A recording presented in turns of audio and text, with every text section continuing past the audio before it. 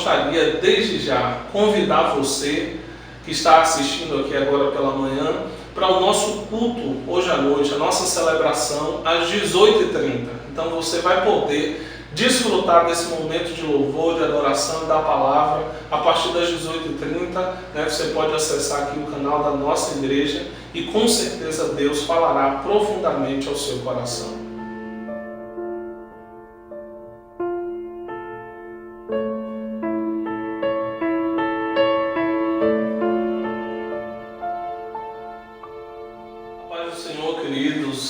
Meu nome é Thiago Ferreira, é um prazer estar aqui com vocês em mais um domingo na nossa EBD, Escola Bíblica Discipuladora, e uma alegria poder compartilhar dessa lição com os irmãos. Particularmente é um texto que me edifica bastante, e o nosso tema de hoje é Ministério, Dons Submissos ao Agir do Santo Espírito.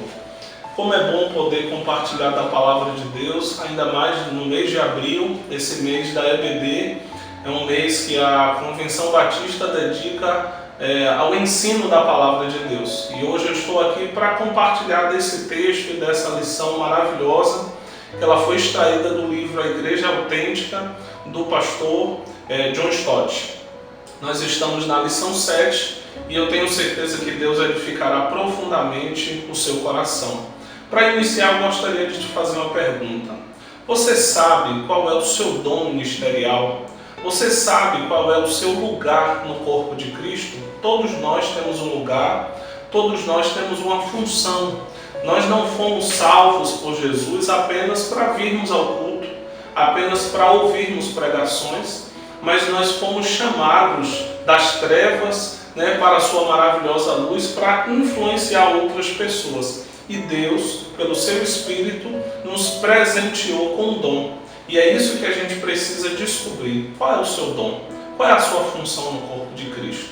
Vamos lá? A partir disso, a gente vai para um texto lá de Efésios, capítulo 4, 11 e 12. Nesse texto, o apóstolo Paulo ele vai dizer o seguinte, que ele mesmo deu uns para apóstolos, e outros para profetas, e outros para evangelistas, e outros para pastores e doutores, ou pastores e mestres, querendo o aperfeiçoamento dos santos para a obra do ministério, para a edificação do corpo de Cristo. O que a gente entende quando a gente lê esse texto? De que a igreja é um grande edifício, e nesse edifício existem vários especialistas, existem vários profissionais, vamos dizer assim, numa comparação. E cada profissional ou cada cristão tem uma função específica a desenvolver. O que nós precisamos entender é que quem faz isso acontecer no meio da igreja não são os homens, não é um método humano, é o Espírito Santo que age no meio do seu povo, de acordo com a sua multiforme graça, e distribui dons aos homens. Cada cristão, no momento que ele se entrega a Jesus, o Espírito Santo vem sobre aquela vida e o Senhor confirma naquela pessoa um dom específico para que ele possa desempenhar no corpo de Cristo. O problema que nós temos é que poucos cristãos conhecem o seu dom. Poucos cristãos conhecem qual é a função dele no corpo de Cristo. Mas eu espero que essa lição possa esclarecer isso para você nessa manhã. Uma coisa que é importante também para a gente entender, e o texto aqui fala da nossa lição, é como a igreja ela precisa estar sensível ao Espírito Santo. O Espírito Santo é essa mão invisível, como diz o escritor Marcos Lucado. É aquele que nos leva ao lugar onde muitas vezes nós não podemos ir por nós mesmos, mas ele nos dirige, ele nos direciona. E uma igreja que conhece a palavra, mas que tem pouca direção do Espírito Santo, ela fica racionalista. É uma igreja que não avança, que não cresce. E nós precisamos andar com base nessas duas coisas. Precisamos de conhecimento da palavra, precisamos nos dedicar ao estudo da palavra, mas precisamos também nos dedicar à oração, porque é através da oração que o Espírito Santo nos sensibiliza e nos leva a uma dimensão nova no reino de Deus. Então, como nós estamos nessa relação com o Espírito Santo? A igreja nascente, era uma igreja que tinha liderança dos 12 apóstolos e ela era direcionada por Deus. A gente vê em muitos momentos o agir de Deus no meio dos cristãos e ela tinha uma liderança de um grupo, não era a liderança de uma pessoa. Existia um líder maior ali, porque Pedro, até mesmo pelo seu temperamento, aparece mais, dando as diretrizes de como a igreja deveria funcionar, mas nós percebemos que existia um grupo ali, o grupo dos 12 discípulos que Jesus havia treinado e dispensado para aquele momento. Que coisa boa nós podemos ver na igreja nascente. Que liberdade no espírito, apesar das divergências, apesar dos problemas e apesar das limitações. A igreja, por mais que o Espírito Santo haja, nós temos seres humanos que estão ali limitados pela sua fragilidade, mas à medida que nós vamos nos colocando à disposição do Espírito Santo, ele vai nos conduzindo à verdade completa. Então o texto ele vai dizer justamente isso, que Deus se movia na igreja primitiva. O Espírito Santo conduzia cada coisa. A Bíblia diz que a cada dia novos cristãos eram acrescentados. Pessoas chegavam e eram contagiadas pelo agir do Espírito Santo naquela igreja. A comunhão dos irmãos, os grupos que aconteciam de casa em casa, existia uma perseguição ali. Então eles criaram uma estratégia de se reunir nas casas e eles se reuniam no templo também. E a glória de Deus se manifestava de forma sobrenatural naquele lugar. Mas dentro do agir do Espírito Santo, nós precisamos também compreender que existem as estratégias do nosso adversário. Existem as estratégias do nosso inimigo de nos tirar do foco daquilo que Deus pensa sobre nós. E o texto, a nossa lição, apresenta 3 estratégias ou 3 táticas do adversário para nos afastar do propósito. A primeira tática, ele vai classificar aqui como uma tática grosseira. E que tática grosseira é essa? É a tática da perseguição, da violência física. Nossos irmãos, isso me edifica muito, eles se alegravam em sofrer fisicamente perseguição por amor a Jesus. Olha que coisa linda, mas ao mesmo tempo difícil. Eles foram mártires. Muitos deles foram mortos por amor a Jesus. Mas existia uma perseguição do Império Romano, do Império daquela época, para quê? Para silenciar a igreja. Mas a igreja não foi silenciada. Existia também o levante dos próprios religiosos da época. Porque quando Jesus começa o seu movimento, um movimento do céu para a terra, mas existia ali os religiosos, os judaizantes, os grupos religiosos que existiam ali naquela época que eram contrários a Jesus, que viviam com ódio, com raiva de Jesus e de seus seguidores. Então, quando Jesus morre, ressuscita, ascende aos céus e os discípulos dão continuidade àquilo que Jesus tinha pedido, o que acontece? Existe uma perseguição física dos próprios religiosos aos discípulos de Jesus. Mas isso não foi suficiente e nunca será suficiente para paralisar a igreja. Por quê? Quem é que move a igreja? Quem é que direciona a igreja? A igreja não é direcionada por homens. A igreja não é direcionada por uma ideologia. A igreja é direcionada pelo Espírito Santo. A segunda tática que o inimigo usa para enganar e para atrapalhar o mover de Deus através da sua igreja é uma tática dissimulada, que tem a ver com o quê? Lembra do caso de Ananias e Safira? O Espírito Santo estava agindo, as pessoas tinham a liberdade de vender suas propriedades e entregar o que podiam para abençoar a vida dos seus irmãos. Mas o que acontece? Satanás colocou no coração de Ananias o desejo de quê? De vender a propriedade por um valor e depositar uma parte daquele dinheiro aos pés dos discípulos, aos pés dos apóstolos e dizer: esse valor é tudo que conseguimos por aquela propriedade.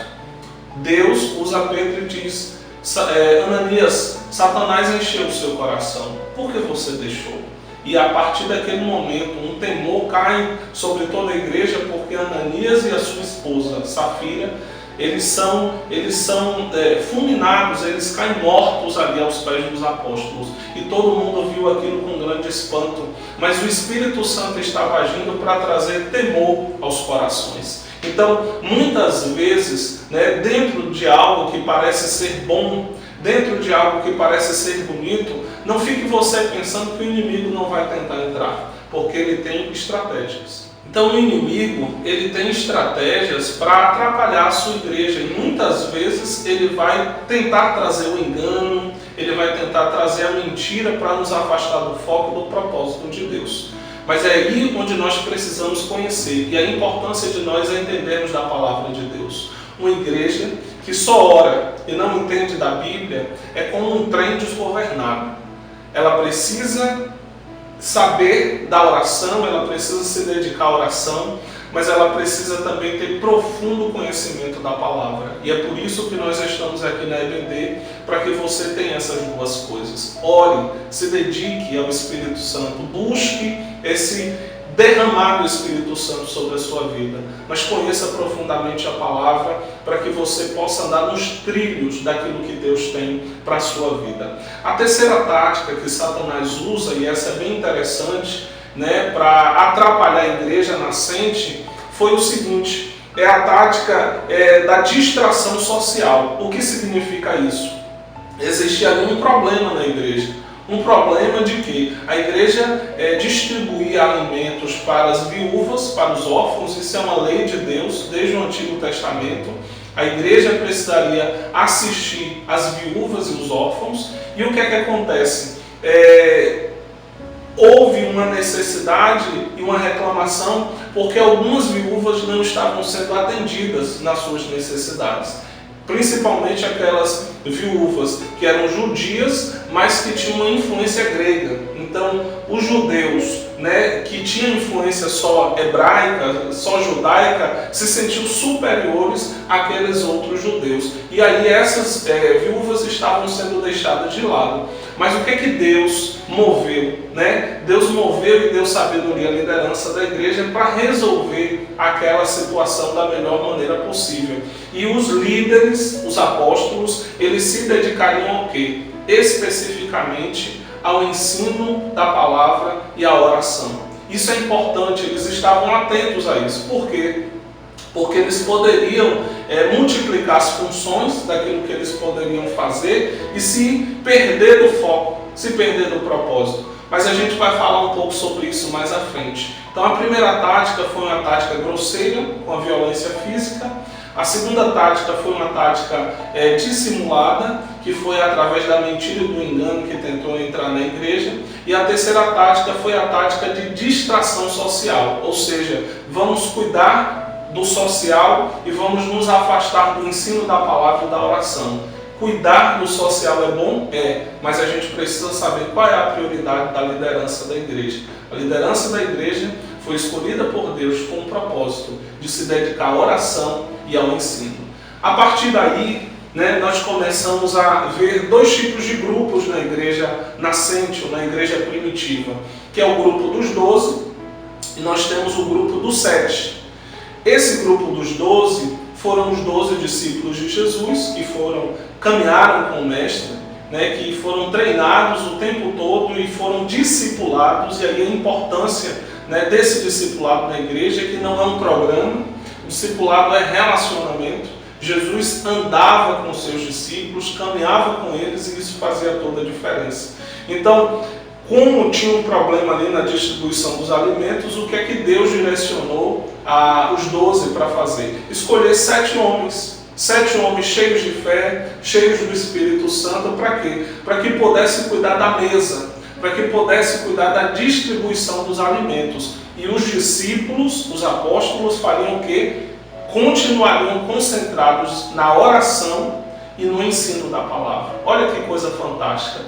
Deus, o Espírito Santo movendo na igreja para que tudo acontecesse do jeito que o Senhor queria, E foi isso que aconteceu. Deus, o Espírito Santo foi ali usando, direcionando. Por exemplo, Estevão, foi um dos homens escolhidos para estar ali na distribuição dos alimentos. A Bíblia chega a dizer que Estevão era um homem excepcionalmente cheio do Espírito Santo. Olha que coisa linda. O que a gente aprende com isso? Que não existe quem é maior e quem é menor entre os 12 e os 7. Porque todos nós fomos chamados para o mesmo propósito.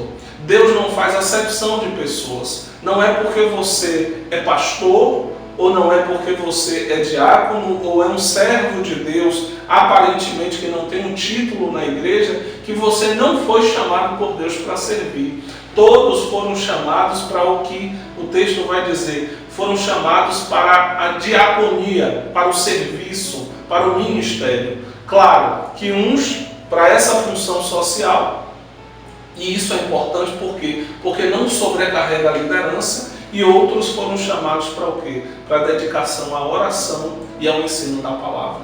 Então a igreja primitiva, ele tinha esse grupo dos 12 e ele tinha também esse grupo dos 7. E Deus, a partir de cada um, foi suprindo, as necessidades do seu povo. Então, que decisão sábia da igreja, que coisa linda aconteceu, e nós podemos acompanhar no livro de Atos o mover de Deus. Lucas chega a dizer que o principal personagem, no livro de Atos não são os apóstolos, mas é o próprio Espírito Santo. O Espírito Santo está ali, sendo o protagonista de toda a ação. A gente pode ver isso quando Deus manda separar Paulo e Barnabé. A gente pode ver isso quando Paulo e Barnabé são enviados para suas primeiras viagens missionárias e como Deus foi abençoando a igreja, a propagação do Evangelho, nos outros continentes, nos outros países, a propagação do Evangelho aos gentios, porque existia uma resistência do povo hebreu, achando que o Evangelho era só para eles, mas Deus queria expandir, Deus queria nos levar e queria levar aquele povo. Deus queria levar aquele povo a lugares novos. E quem é que é usado para fazer isso? Paulo e Barnabé. E quando é que eles foram direcionados? A igreja estava orando, a igreja estava jejuando. Olha como é importante a igreja permanecer debaixo da direção do Espírito Santo. Quando nós permanecemos debaixo dessa direção, o Senhor conduz, o Senhor faz as coisas acontecerem da forma que Ele quer. Então, a partir disso, desse grupo, que os dois eram importantes, um para a diaconia, ministrando a palavra e se dedicando à oração, e outro era importante também, se dedicando à distribuição de alimentos. E aí a gente sabe, quantas igrejas elas têm até essa compreensão. Elas têm a compreensão de que as pessoas precisam ter funções diferentes e têm dons diferentes. Mas qual é o problema? Falta o discernimento da palavra e o discernimento do Espírito, porque o ciúme entra. Aí quem distribui os alimentos se acha mais importante do que quem está ali dedicado à oração e ao ensino. E começa a existir uma competição e é onde o espírito de engano, o espírito de confusão entra e desfaz às vezes um trabalho belíssimo. Quantas igrejas você conhece e já conheceu que estavam caminhando bem, mas se perdeu no meio do caminho? Por quê? Porque um quis ser melhor do que o outro. E não existe aqui uma ideia de superioridade. Todos são importantes quando a gente se dedica ao chamado de Deus. Por isso eu quero te perguntar, qual é o chamado de Deus para você? Você sabe? Se não sabe, é preciso descobrir. Você é pastor, você é profeta, você é evangelista, você é mestre, pelo que o seu coração chora. É importante a gente entender isso. Quando a gente descobre o que é que move o nosso coração, isso já pode ser um direcionamento de qual é o nosso chamado. O pastor chora pelas ovelhas, o profeta chora por Deus, quando vê as pessoas errando contra Deus. O evangelista ora pelas almas perdidas, as pessoas que não conhecem o Senhor ainda. O mestre chora pela falta de conhecimento, muitas vezes, que existe. As pessoas estão na igreja, mas não conhecem a Bíblia. Inclusive o mestre é um daqueles que se dedicam à EBD, ao ensino da palavra, porque ele entende o quanto isso é importante no reino de Deus. E o apóstolo ele pode ser considerado como um missionário, um desbravador. É aquela pessoa que gosta de abrir frentes de trabalho, plantar igrejas. Então você precisa saber para que Deus me chamou, qual é o meu chamado. A partir do momento que você entende isso e não se sente superior ao outro, porque no reino de Deus não tem quem é superior, quem é inferior, Todos são importantes e todos são escolhidos para Deus ou por Deus para o mesmo propósito, a edificação do corpo de Cristo, o aperfeiçoamento dos santos. Então vamos caminhar nessa direção e eu tenho certeza que Deus vai nos abençoar a cada dia. Partindo para o momento final da lição, a gente vai ver o seguinte, que o ministério de todos os membros, Deus, o Espírito Santo, ele estabelece um ministério para todos os membros. Não existe ninguém na igreja que não tenha um dom. Talvez você não sabe qual é o seu dom, mas você tem um. É só você sintonizar, pedir a Deus essa direção. Por que tem gente que nunca descobriu o dom? Porque nunca procurou saber. Talvez não sabia disso, não sabia dessa informação, e aí passa o tempo todo na igreja, às vezes querendo fazer coisas que você talvez não tenha afinidade, e aí isso entristece algumas pessoas, mas quando a gente descobre o nosso lugar no corpo de Cristo, ninguém segura a gente. A gente pode estar nos bastidores, mas o coração está cheio de alegria. Por quê? Porque nós estamos no centro da vontade de Deus. Então, quando a gente entende que existe um ministério de todos os membros, aí a gente aprende 3 verdades aqui com o pastor John Stott, que ele vai dizer o seguinte: Deus chama todo o povo para o ministério. Deus não chamou o pastor só para o ministério. Deus não chamou só aquele irmão que você gosta e admira. Deus chamou a todos. Todos nós fomos chamados para o ministério. Então, é o que eu disse, há uma responsabilidade sobre nós, mas também existe um privilégio. Olha que grande privilégio. Você é privilegiado. Você é privilegiado por trabalhar com Deus, no reino de Deus, para o reino de Deus. Não é em qualquer lugar. É para Deus. Olha, isso é maravilhoso. Onde você for, uma coisa que a gente precisa entender. Você que é professor, na rede estadual, federal, municipal, você é ungido por Deus para ser bênção no lugar que você vai ensinar. Você pode estar ensinando língua portuguesa, mas você é de Deus ali. Você pode estar ensinando educação física, mas você é ungido pelo Espírito Santo para ser bênção naquele lugar. Claro que lá você não vai ensinar a Bíblia, mas você vai ensinar aquilo que é necessário debaixo de uma direção de Deus, debaixo de uma graça de Deus que vai te usar para fazer a diferença nesse lugar. Então, há um chamado para todos, não é para alguns. Há uma diaconia, há um serviço, há um ministério distribuído para todo crente, para todo cristão. A segunda coisa que a gente aprende aqui é que Deus chama diferentes pessoas para diferentes ministérios. Lembra que eu disse? Pastor, apóstolo, pastor, evangelista, profeta, mestre. Deus distribui os dons. E é necessário que a gente esteja sintonizado com Ele para descobrir qual é o nosso dom ministerial e agir segundo a vontade de Deus. Muitas vezes o temperamento da pessoa pode influenciar, muitas vezes a personalidade da pessoa pode influenciar nesse processo, Existem pessoas que têm aquela palavra mais certeira, e isso pode ser uma inclinação, pode ser já um direcionamento para que você descubra qual é o seu ministério. Então a gente precisa compreender que nós somos um corpo. Não adianta todo mundo fazer a mesma coisa. Talvez você que gosta de crianças fique assim: por que não, aquele irmão não vem cuidar, não vem para o ministério infantil? Minha irmã do ministério infantil, talvez Deus está lhe dando um livramento. Porque se aquela pessoa fosse para lá, ela ia atrapalhar mais do que ajudar. Porque é preciso ter o carisma, é preciso ter o dom, é preciso ter a graça de Deus. Talvez você olhe assim e fale: por que aquele irmão não está no louvor?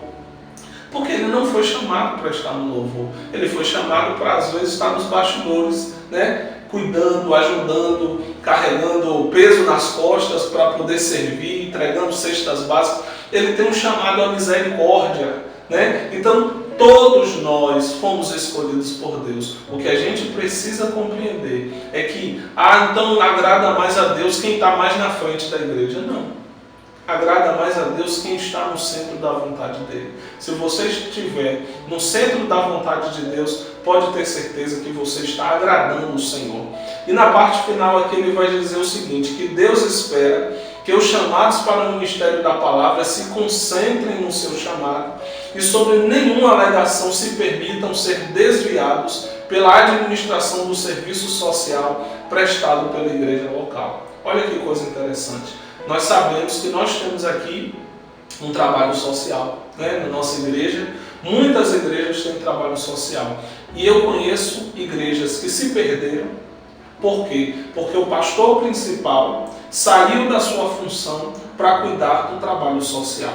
É de Deus o trabalho social? É. Mas Deus chamou esse pastor principal, esse ministro da palavra, para o trabalho social ou para se dedicar à oração e à pregação da palavra? Você entende? Então é uma coisa que a gente tem que tomar cuidado. Servir é bom, mas a gente tem que saber quem precisa estar em cada lugar. Daí a importância da gente se unir ao nosso pastor, da gente saber qual é o nosso dom e dizer: pastor, eis-me aqui, no que eu posso ajudar? Não queira ajudar naquilo que Deus não te chamou para fazer, porque você pode atrapalhar. Mas se você sabe que Deus te chamou para aquele lugar, vá, se apresente e diga: eu estou aqui para lhe ajudar. Porque a partir daí, o que é que vai acontecer? Os nossos pastores se dedicarão ao ensino da palavra e à oração. Porque como o ensino edifica a nossa vida? Quando nós ouvimos uma palavra do céu, aquilo nos alimenta por meses, por anos. Quantas palavras eu já ouvi aqui do pastor Josias, que até hoje está aqui na minha mente. Quantas palavras eu já ouvi do irmão Cizinho, e que até hoje, né, a pedagogia do amor de Deus, uma lição inesquecível para mim. Então, a gente precisa compreender que Deus usa cada pessoa no seu devido lugar. Quando a gente compreende isso, a igreja cresce, a igreja avança, a igreja cumpre o seu papel. Por quê? Porque entende que existe a diaconia do serviço social e existe a diaconia da oração e do ministério da palavra. Vamos nos dedicar a isso, queridos. E eu tenho certeza que se a gente se dedicar a essas coisas, Deus nos usará profundamente e edificará a sua igreja na terra.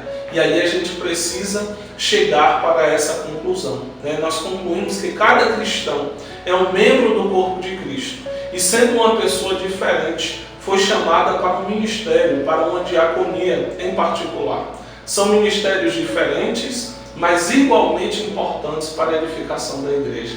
A igreja somos nós. Não existe aqui uma competição. Existe aqui uma parceria, cada um no seu lugar, para que o nome do Senhor seja glorificado. E eu tenho certeza que a Igreja Batista do Jiquezinho, cada membro desenvolvendo a sua função, nós impactaremos esse bairro, nós impactaremos essa cidade. E o nome do Senhor será glorificado em nós e através de nós. Que Deus abençoe e até a próxima oportunidade.